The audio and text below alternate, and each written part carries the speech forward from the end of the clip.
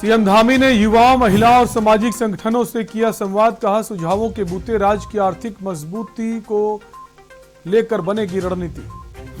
Delhi CM Kejriwal के मुफ्त तीर्थ दर्शन वाले बयान पर सीएम धामी का पलटवार। कहा, हरिद्वार हमारी धर्म नगरी बहुत स्वाभिमानी है उत्तराखंड की जनता। लक्सर में महंगाई और बेरोजगारी के विरोध में पूर्व सीएम हरीश रावत ने निकाला तिरंगा यात्रा। धामी सरकार पर जमकर किया हमला। कहा, महंगाई से जनता है परेशान।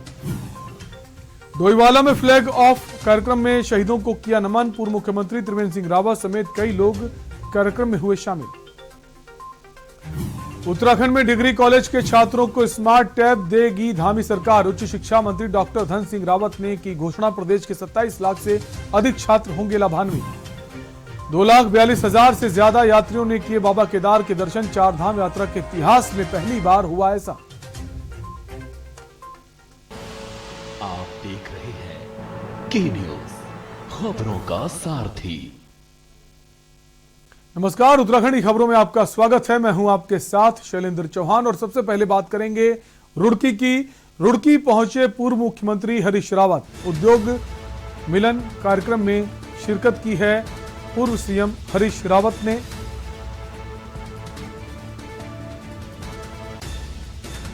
रुड़की से खबर आपको बता रहे हैं। कांग्रेसी नेताओं ने पूर्व सीएम का स्वागत किया। व्यापारियों के साथ हरीश रावत ने बैठक की है। रुड़की पहुंचे पूर्व मुख्यमंत्री हरीश रावत। उद्योग मिलन कार्यक्रम में शिरकत करने पहुंचे। कांग्रेसी नेताओं ने पूर्व सीएम का स्वागत किया है। व्यापारियों के साथ हरीश रावत ने बैठक भी की है।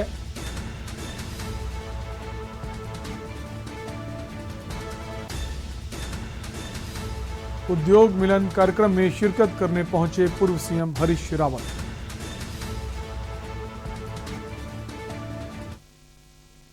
सोमवार को मुख्यमंत्री आवास में centre for public policy and development के अंतर्गत एक विचार श्रृंखला का आयोजन किया गया, जिसमें ऑनलाइन और ऑफलाइन माध्यम से मुख्यमंत्री पुष्कर सिंह धामी से राज्य भर के लोगों ने अपने सुझाव साझा किए और इसी के साथ अपने क्षेत्रीय समस्याओं को भी रखकर बेहतर कार्य करने के लिए टिप्स बताए। ये कार्यक्रम साल 2025 तक उत्तराखंड को आत्मनिर्भर बनाने के लक्ष्य को देखते हुए आयोजित किया गया, ताकि प्रदेश में सतत विकास के मुद्दों पर सामूहिक रूप से चर्चा हो सके। उपस्थित है सभी का मैं हार्दिक स्वागत और अभिनंदन करता हूं। विशेष तौर से राज्य के आप इसको इस तरह से मानिए कि अभी तक हमेशा हम 21 साल में बड़ा नजदीकी से देखा है कि एक शून्यता रहती है, संवाद विहीनता रहती है। सरकार बनने के बाद समाज एक किनारे, सरकार एक किनारे।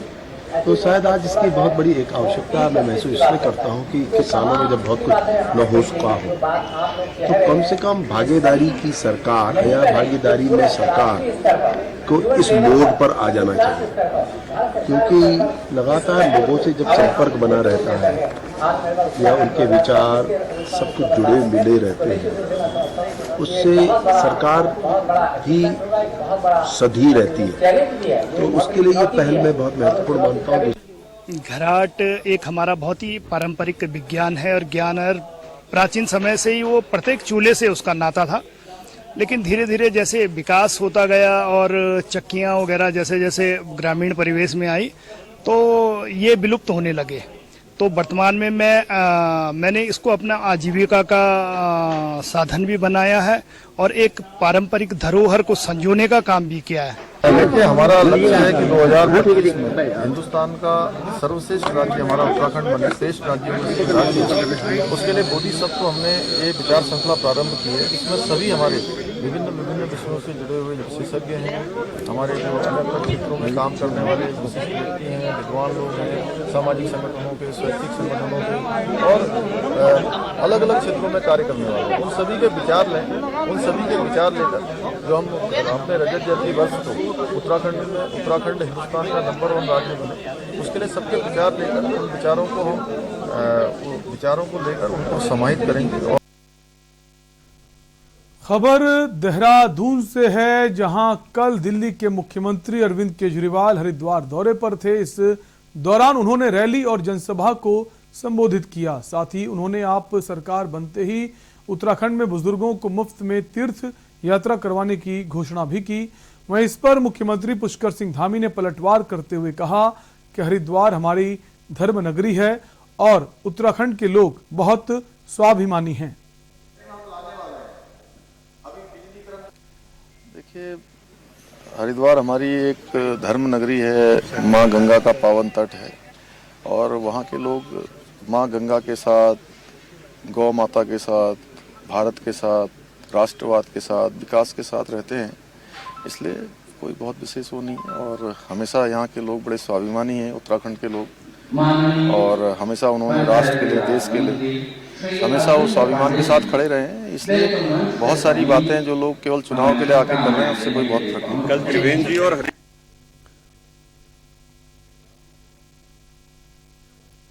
सबकी योजना सबका विकास के अंतर्गत पंचायत प्रतिनिधियों की एक दिवसीय राज्य स्तरीय अभिमुखीकरण कार्यशाला मुख्यमंत्री पुष्कर सिंह धामी की अध्यक्षता में संपन्न हुई। कार्यशाला में प्रदेश के सभी जनपदों के जिला पंचायत अध्यक्ष, जिला पंचायत सदस्य, ब्लॉक प्रमुख, क्षेत्र पंचायत सदस्य और ग्राम प्रधान मौजूद रहे। वहीं सरकारी कर्मचारी जिन्होंने फ्रंटलाइन वॉरियर्स के तौर पर कोरोना काल में काम किया, उनके खातों में 10-10 हजार रुपए डीबीटी के माध्यम से उनके खातों में भिजवाए गए। इसके साथ ही ग्राम प्रधानों का मानदेय बढ़ाने के बाद मुख्यमंत्री ने जिला पंचायत सदस्य, ब्लॉक प्रमुख, उप प्रधान और क्षेत्र पंचायत सदस्य के मानदेय बढ़ाने की मुख्यमंत्री ने घोषणा की। वहीं देहरादून में स्पोर्ट्स यूनिवर्सिटी बनाने की भी बात कही। सभी लोग अपने अपने क्षेत्रों में जाके जो माननीय प्रधानमंत्री जी ने पंचायती राज व्यवस्था को मजबूत करने का जो काम किया है, उन सभी को हमने कहा है कि शुभकामनाएं दी हैं और सरकार की जो योजनाएं चल रही हैं वो धरातल पर उतारें और आम जनता को, सामान्य जनता को सीधे सीधे लाभ पहुंचाने का काम, उनको सहायता पहुंचाने का काम हो। इसके साथ साथ क्योंकि ग्राम प्रधान हमारे त्रिस्तरीय पंचायतों में जो भी लोग काम करते हैं, त्रिस्तरीय पंचायत में चाहे ब्लॉक प्रमुख हो, क्षेत्र पंचायत है, ग्राम प्रधान है, हमारे जिला पंचायत के लोग हैं, सारे के सारे जो है समाज के अंतिम छोर में खड़े हुए लोगों तक पहुँचते हैं। इसलिए उनको मजबूत होना चाहिए। निकट भविष्य में हम उनकी मजबूती के लिए और सारे प्रयास करेंगे और सारी योजनाएं लाएंगे।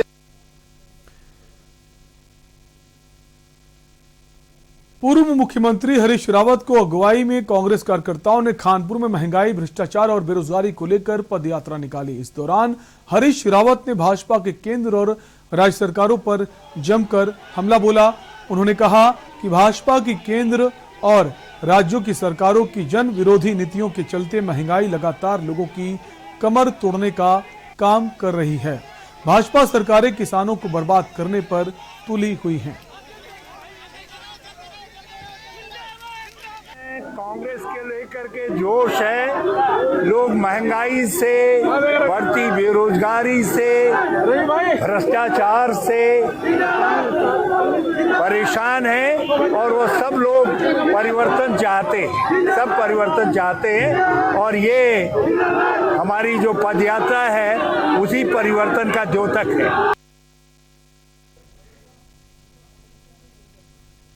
वक्त एक ब्रेक है, खबरें भी और भी। आप देख रहे हैं के न्यूज, खबरों का सारथी।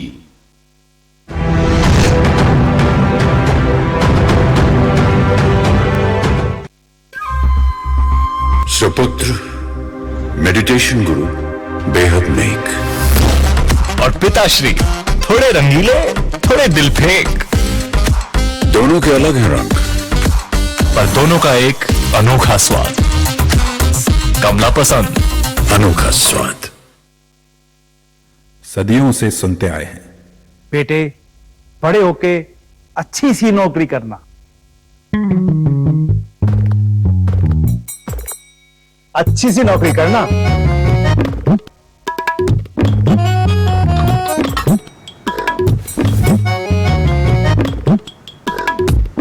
अच्छी सी नौकरी करना।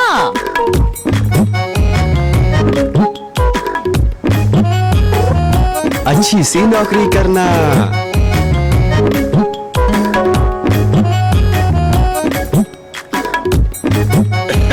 अच्छी अच्छी सी नौकरी करना।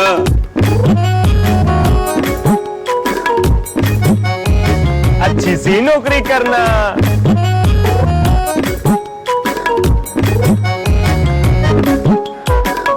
अच्छी सी नौकरी करना।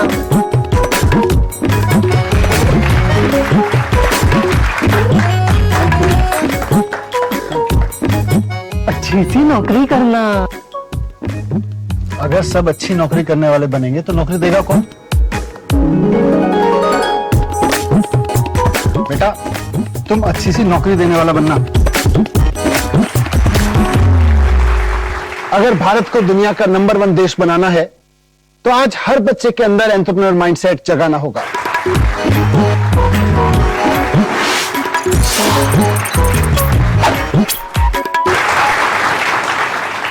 बिजनेस ब्लास्टर्स हमारी एक पहल है जो बच्चों को सिखा रही है कि उन्हें नौकरी ढूंढने वाला नहीं, नौकरी देने वाला बनना है।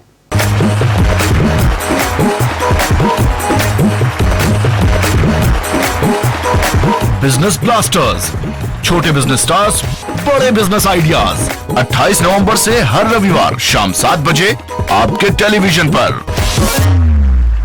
जुबान के लिए उड़ चला गैरों की जमीन पर, खुशबू अपने पन की ढूंढता। दूर कितना भी जाओ, इस जुबान से दूर ना जा पाओगे। विमल, बोलो जुबान केसरी। आप देख रहे हैं के न्यूज, खबरों का सारथी।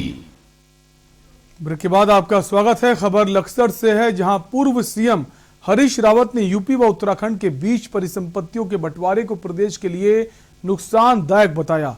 हरीश रावत ने कहा कि सीएम धामी ने टेहरी डैम व बहुत सारे प्राकृतिक जल स्रोतों पर प्रदेश की दावेदारी ही खत्म कर दी है। उन्होंने आरोप लगाया कि यूपी से यह समझौता उत्तराखंड को बर्बादी की तरफ ले जाएगा।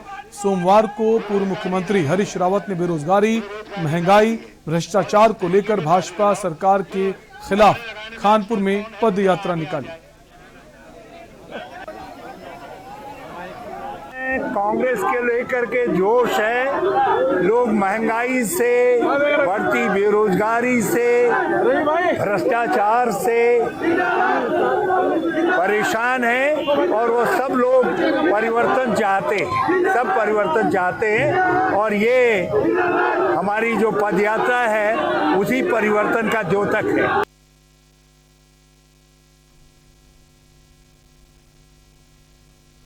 खबर रुड़की से है, जहां कांग्रेस के वरिष्ठ नेता व पूर्व राज्य मंत्री चौधरी आदित्य राणा ने एक निजी होटल में पत्रकार वार्ता कर मंगलौर के विधायक काजी निजामुद्दीन पर जमकर निशाना साधा और आने वाले विधानसभा चुनाव में मंगलौर विधानसभा से अपनी दावेदारी पेश की।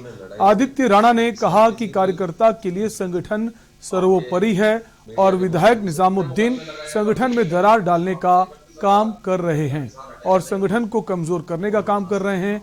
अगर कोई उनके आगे टिकट की मांग करे तो वो भी उन्हें बर्दाश्त नहीं है। उन्होंने साफ तौर पर कहा कि हो सकता है कि उनका बयान मीडिया में चलने के बाद उन्हें पार्टी से निष्कासित कर दिया जाए।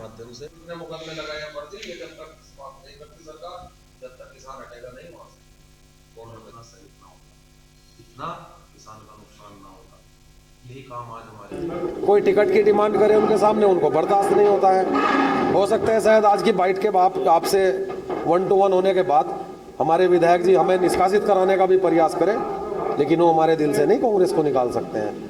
हम पहले किसान यूनियन के थे, फिर अपनी हरी टोपी ओढ़ लेंगे, लेकिन बात हम बेबाक करेंगे और सच्चाई करेंगे। इस बार जो हक बनता है, अधिकार टिकट का बनता है मंगलौर विधानसभा पर, वो एक किसान के बच्चे का बनता है और स्पेशली जाट का बनता है। हम 16,000 हैं और ये क्या बोलते हैं हमारी बिरादरी के लिए दिल्ली में जाकर, बताइए क्या बोलते हैं? क्या बोलते हैं जी? हमें प्यादा बोला जाता है, हमें गुलाम बोला जाता है। अब वो जाट नहीं रहा है, वो किसान नहीं रहा है जो अब से 10-20 साल पहले था, जो बड़े काजी जी की शर्म लिहाज करता था। पार्टी टिकट देती है तो दलित समाज खासकर और जितने मेरे यूथ कांग्रेस के मेंबर हैं मेरे समाज से, वो काजी निजामुद्दीन का समर्थन नहीं करेंगे, क्योंकि काजी निजामुद्दीन जो है वो एक तरीके से दलित समाज का विरोधी है। क्योंकि जो स्कॉलरशिप जो घोटाला हुआ था उसमें उनके भाई जेल भी गए।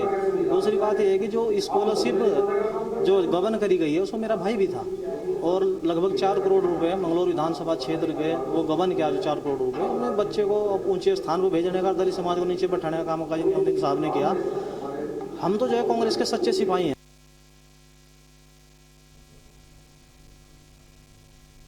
खबर नैनीताल से है, जहां पंत पार्क में उत्तराखंड उच्च न्यायालय के आदेश के विरुद्ध समय सीमा से पहले और अधिक संख्या में लगाए जा रहे फड़ खोखा व्यवसायी नैनी झील किनारे करोड़ों रुपए की लागत से कराए गए सौंदर्यीकरण पर अतिक्रमण कर दुकानें लगने पर अब जिला प्रशासन सख्त हो गया है। लगातार मिल रही शिकायतों का जायजा लेने उप जिलाधिकारी मैफोर्स के पंत पार्क पहुंचे। उन्होंने कहा, उच्च न्यायालय द्वारा 121 लोगों को निश्चित समय सीमा तक फड़ लगाने की अनुमति दी गई है।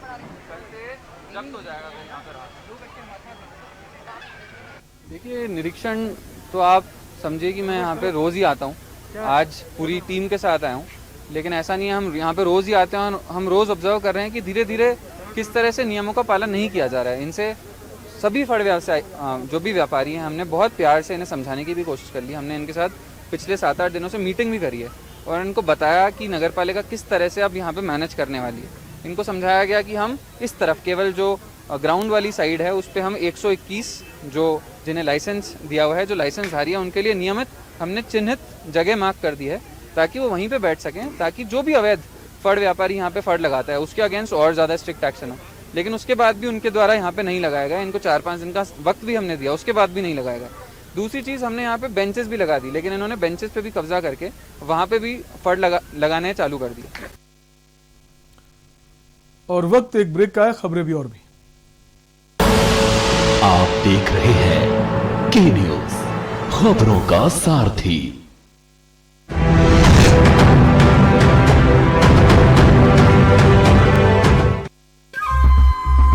सुपुत्र मेडिटेशन गुरु बेहद नेक और पिताश्री थोड़े रंगीले, थोड़े दिल फेंक।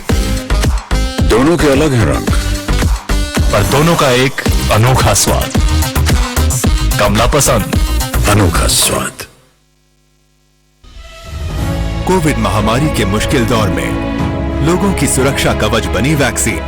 प्रधानमंत्री श्री नरेंद्र मोदी जी के मार्गदर्शन एवं मुख्यमंत्री श्री पुष्कर सिंह धामी के कुशल नेतृत्व में उत्तराखंड सरकार ने इसी आवश्यकता को समझते हुए अपने नागरिकों के कोविड वैक्सीनेशन का 100% लक्ष्य पूरा किया। हिमालय के पहाड़ों के उस पार पहुंच करके लोगों के पास जाना कितना कठिन होता है, ये हम भली भांति जानते हैं। उसके बावजूद भी इतनी बड़ी सिद्धि प्राप्त करना वाकई आप सब अभिनंदन के अधिकारी। उत्तराखंड राज्य में 18 वर्ष से ऊपर आयु वर्ग के सभी लोगों को कोविड वैक्सीन की पहली डोज लगाई जा चुकी है। सभी लोगों तक वैक्सीन पहुंचा पाए, उनको वैक्सीन लगा पाए और मुफ्त की वैक्सीन हमको उन्होंने दी है। इसके लिए मैं मोदी जी का विशेष रूप से धन्यवाद करना चाहता हूं और हमें खुशी है कि आज हमारे प्रदेश के अंदर हमारी सरकार ने बहुत अच्छा काम किया है और लक्ष्य जो है कम से कम 3 महीने पहले हमने पूरा कर दिया है। राज्य में जारी दूसरी डोज की वैक्सीनेशन ड्राइव के अंतर्गत भी अभूतपूर्व कार्य करते हुए राज्य सरकार अपने लक्ष्य को जल्द पूरा करने वाली है।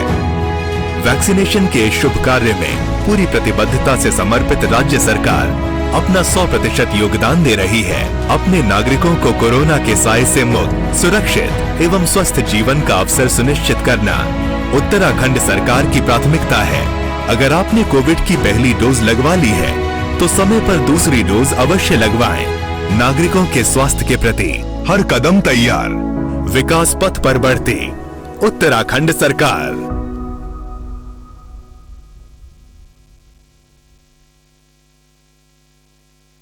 पर ये दिल है कि चख रहा है उन्हीं अल्फाजों का दूर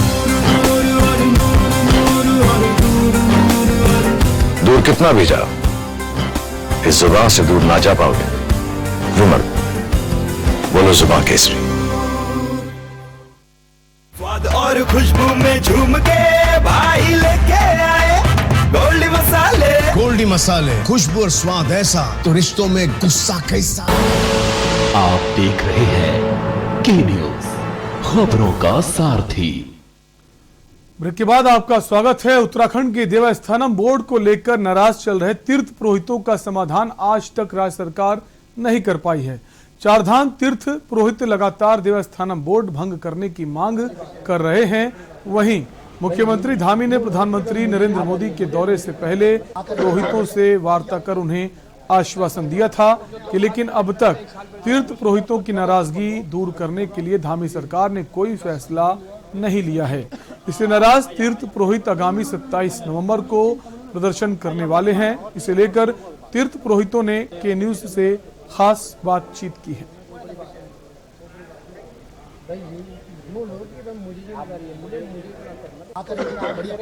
देवस्थानम बोर्ड पिछले 2 सालों से उत्तराखंड के लिए एक चर्चा का विषय बना हुआ है, क्योंकि तीर्थ पुरोहित इससे नाराज हैं। आज यहाँ पर बैठक आयोजित होने वाली है देवस्थानम बोर्ड से संबंधित। चलिए आइए जानते हैं इनसे कि क्या-क्या बैठक में होने वाला है, क्या-क्या इनके मुद्दे हैं। देखिए, जो है त्रिवेंद्र सरकार ने 27 नवंबर 2019 को श्राइन बोर्ड का प्रस्ताव कैबिनेट से पारित किया था और उसके जो है 2 वर्ष होने वाले हैं। इसी के विरोध स्वरूप हम जो है आगामी 27 नवंबर को देहरादून में एक विशाल जो है जन आक्रोश रैली का आयोजन कर रहे हैं। उसमें हम काला बांध के फीता बांध के हमारे चारों धामों के तीर्थ पुरोहित, मातृशक्ति भी इसमें हमारे साथ सम्मिलित होगी, अपना विरोध जताएंगे।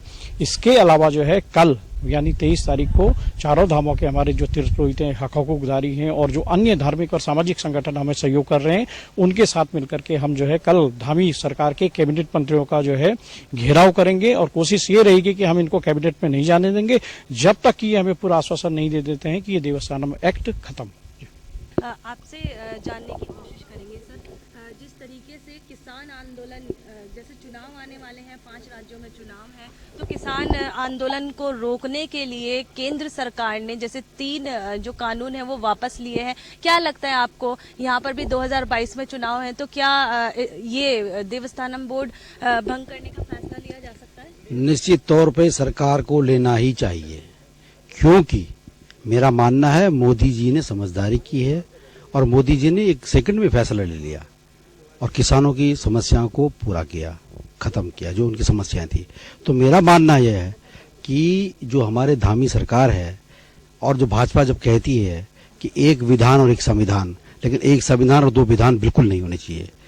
एक ही देश में ऐसा क्यों कानून कि मुसलमानों पे वो लागू नहीं, आपके जो चर्च पे वो लागू नहीं, और धारा 26, 25, 31 का भी उल्लंघन करते हैं, हमारे जो फंडामेंटल राइट उनका जो शोषण करते हैं। तो मेरा मानना है कि धामी सरकार को इसको तत्काल खत्म कर देना चाहिए।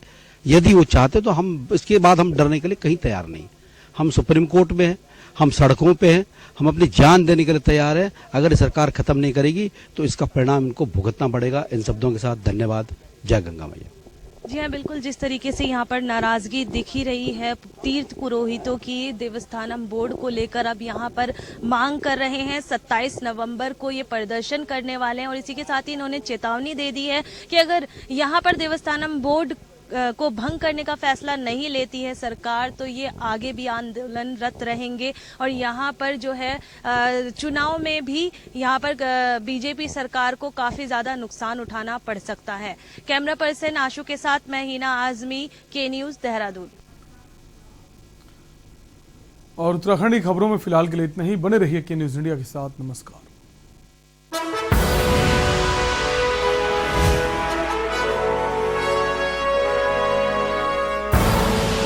आप देख रहे हैं के न्यूज, खबरों का सारथी।